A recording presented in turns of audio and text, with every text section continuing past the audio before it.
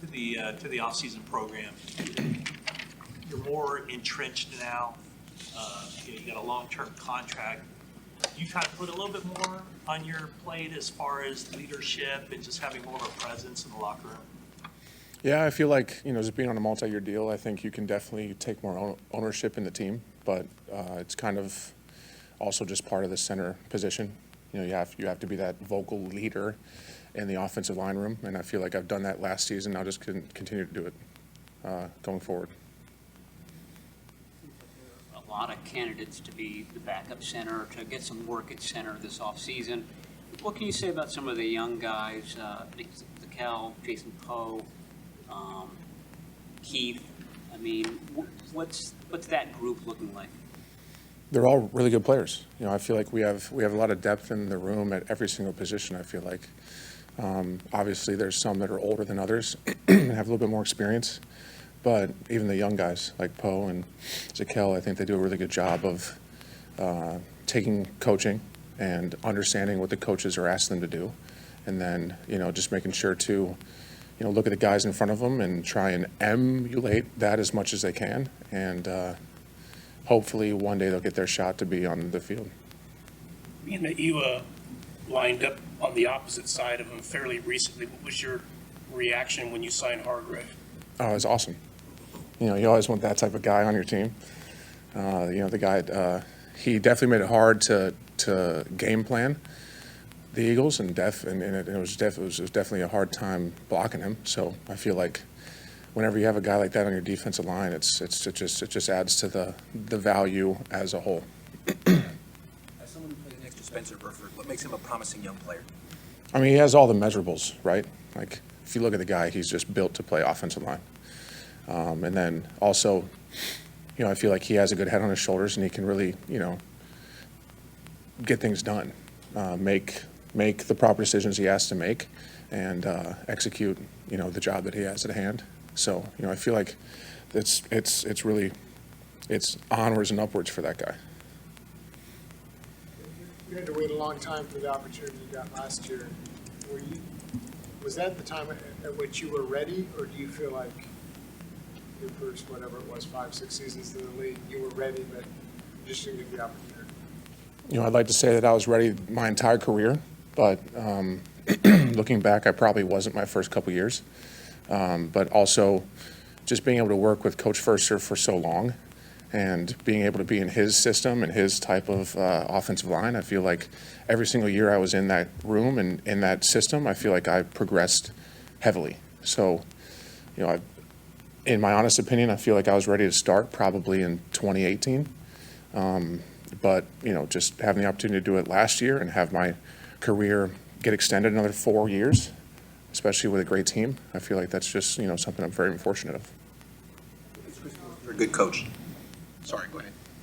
Zakel is a candidate to be at right tackle. What have you seen from him? What do you think he has in his arsenal to be able to take over that position? So he's got great strength and great balance. I feel like he's physically he's got all the attributes to get the job done. And then now it's just, can you go out there and can you execute the technique that coaches want him to execute? I feel like he has everything that they want from him, and now it's just time for him to go out there and get it done. Chris Force was a lot of fun to interview. He gives very detailed, transparent answers. What makes him a good coach? Like, what do you like about working with him? So he's kind of one of the originators of his type of offensive line play.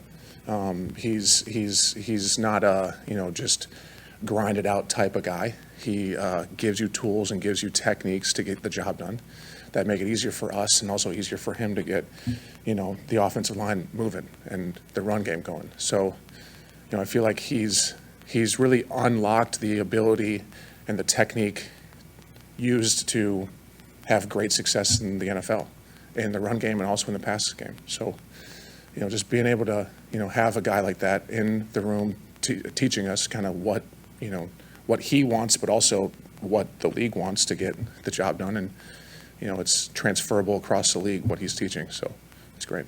Is the draft something that interests you as a fan? Do you watch it, pay attention to it, or do you just kind of shut it out? Now it's definitely interesting, for sure. You know, when I was kind of floating around the league, it wasn't really something I paid attention to.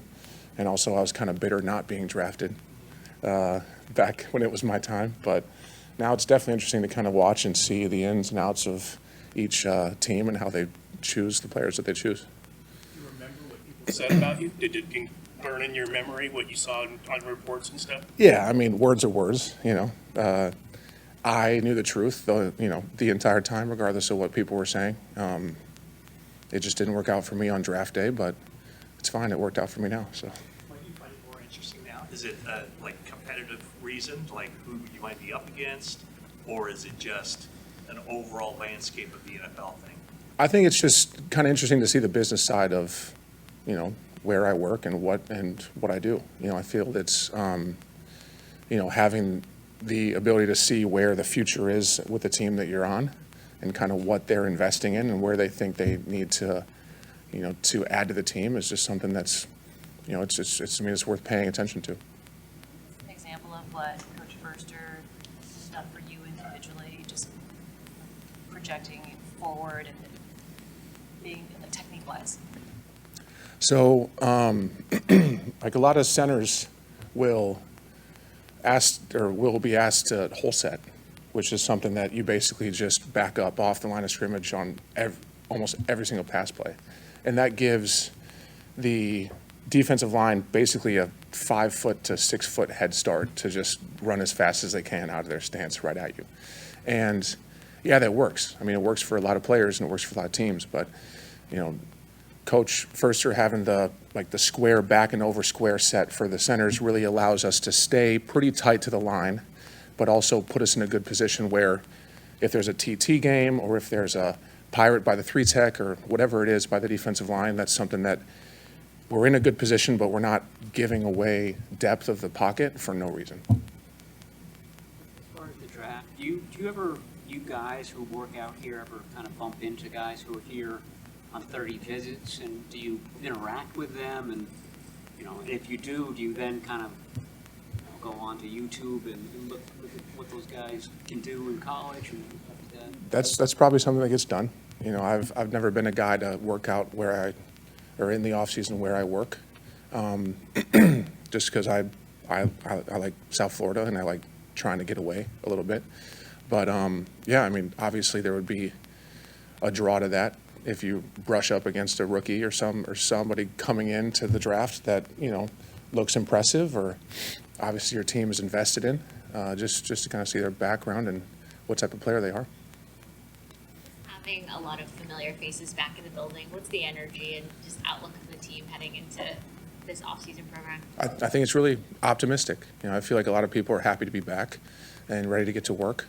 And, you know, I missed last week just because I was dealing with the flooding down in Fort Lauderdale, but, you know, I feel like I haven't really skipped a beat at all. And people are really ready to just hopefully go on another run like we did the last 2 seasons. So. Did that flooding, did that impact your gym or anything? And did you see Bosa down there at all? I saw Bosa. Yeah, he's doing great. But, you know, I feel like not to get too personal, but there's a lot of homes that got touched with water. We had 2 of them, which sucked. But, you know, it's just something that people see on the news and, you know, obviously they have a lot of, you know, personal value to their house and they lose a bunch of items, but it's pretty crazy to go through something like that. You don't work out at his gym, do you?